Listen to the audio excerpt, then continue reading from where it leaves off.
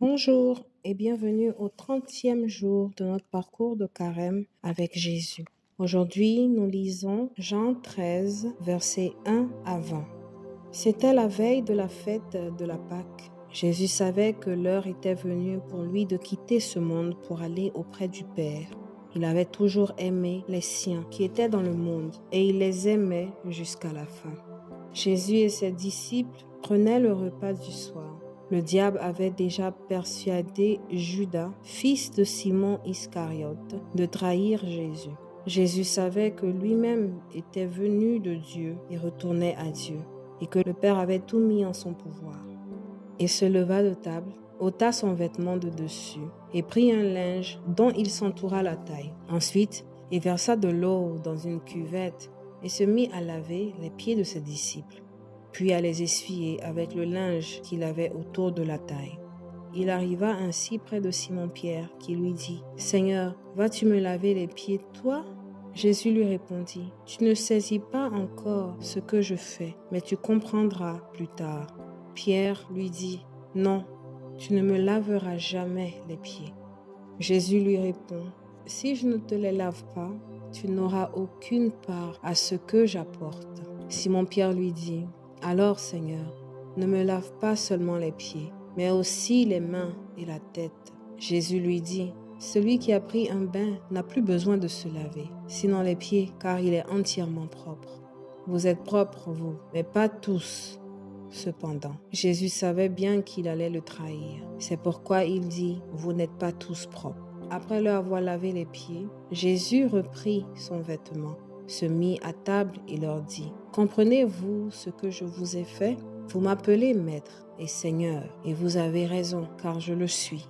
Si donc moi, le Seigneur et le Maître, je vous ai lavé les pieds, vous aussi, vous devez vous laver les pieds les uns les autres. Je vous ai donné un exemple pour que vous agissiez comme je l'ai fait pour vous. Oui, je vous le déclare, c'est la vérité. Un serviteur n'est pas plus grand que son maître, et un envoyé n'est pas plus grand que celui qui l'envoie. Maintenant, vous savez cela. Vous serez heureux si vous le mettez en pratique. Je ne parle pas de vous tous.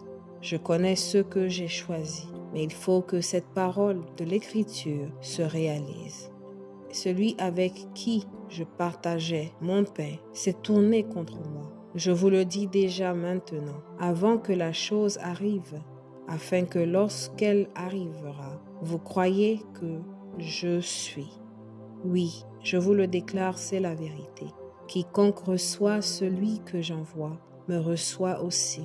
Quiconque me reçoit, reçoit celui qui m'a envoyé.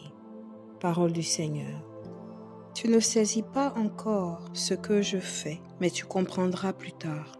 Si je ne te lave pas, tu n'auras aucune part à ce que j'apporte. Alors, Seigneur, ne me lave pas seulement les pieds, mais aussi les mains et la tête.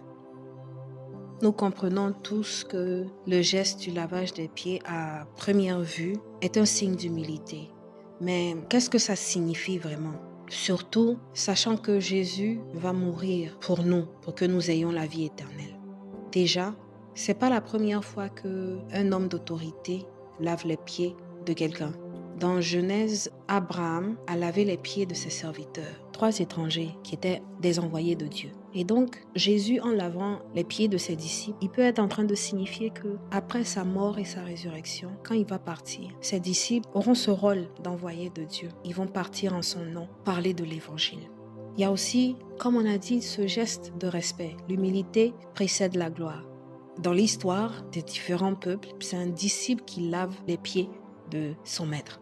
Mais ce rôle-là était toujours réservé aux esclaves qui n'étaient pas juifs. Donc déjà, on avait compris au début, quand Jésus parlait à la Samaritaine, déchirer les stéréotypes. Il a annulé toutes les catégories qui nous retiennent emprisonnés, esclaves, qui dit que telle personne ne peut pas adorer Dieu dans tel coin, etc. Telle personne est impure, ils viennent de cette race, voilà. Jésus est en train de nous dire que les disciples, ayant accepté de le suivre, ne sont plus esclaves. Il prend leur place en tant qu'esclaves. Aussi, ça montre la droiture de Jésus, le chemin qu'il veut que ses disciples prennent. Jésus est le chemin, la vérité et la vie. Il les apprête au service des autres. Il les apprête spirituellement, physiquement, mentalement. Parce que après sa mort et sa résurrection, il va leur passer le flambeau. Ils vont devoir agir selon l'exemple qu'il a laissé. Maintenant, il y a aussi ce truc spirituel. Le lavage des pieds signifie la purification de tout le corps. C'est pour ça, quand Simon dit « Alors Seigneur, ne me lave pas seulement les pieds, mais aussi les mains et la tête », Jésus lui répond « Celui qui a pris un bain n'a plus besoin de se laver, sinon les pieds, car il est entièrement propre. » C'est-à-dire que le simple fait de se laver les pieds signifie la purification de tout le corps. Le corps qui est le temple de Dieu, qui est le temple de l'Esprit. Cette purification-là a besoin de se passer avant que les disciples rentrent en parfaite communion avec Jésus, avec Dieu le Père. Jésus dit aussi, « Celui avec qui je partageais mon pain s'est tourné contre moi. Je vous le dis déjà maintenant, avant que la chose arrive, afin que lorsqu'elle arrivera, vous croyez que je suis. Oui, je vous le déclare, c'est la vérité. Quiconque reçoit celui que j'envoie me reçoit aussi. Et quiconque me reçoit, reçoit celui qui m'a envoyé. » Jésus savait que Judas allait le trahir, mais ça ne l'a pas empêché de laver ses pieds. C'est pour montrer à quel point l'humilité précède cette gloire de Dieu. Tu sais, tu connais l'intérieur de la personne. C'est pas parce que telle personne a agi d'une manière ou d'une autre que ça va influencer ton comportement envers eux. L'essentiel, c'est de faire ton devoir en tant que chrétien. L'essentiel, c'est de suivre Jésus à la lettre. Oui, on nous fait des choses, ça fait mal. Mais quand tu exerces le muscle du pardon, de la compassion, le plus tu l'exerces, le plus ça devient facile. Ferme les yeux sur les trahisons, comme l'a fait Jésus. Ça faisait partie de l'histoire, mais la mission était plus grande que la trahison, ainsi que la gloire qui suivra. Seigneur, je te dis merci de nous avoir éclairés ce matin encore une fois, de nous avoir montré le chemin. Seigneur, tu nous dis plusieurs fois que nous devons être humbles, surtout pendant le carême, où les tentations viennent. Mais Seigneur, cela nous fait exercer les muscles dont nous avons besoin. Je me dis que si je traverse un désert, si j'ai une certaine tentation, ça veut dire que tu es là, tu es en train de mettre la lumière sur mes failles pour que je te demande en retour la grâce de pouvoir travailler là-dessus, de pouvoir m'améliorer. Seigneur, aide-moi aussi à être au service des autres. Aide-moi à ne pas regarder ce qu'ils font de mauvais autour de moi, mais à toujours avoir amour comme guide, à toujours persévérer dans ma tâche de chrétienne, d'enfant de Dieu, pour que je puisse éventuellement voir ta gloire. Au nom du Père et du Fils et du Saint-Esprit. Amen.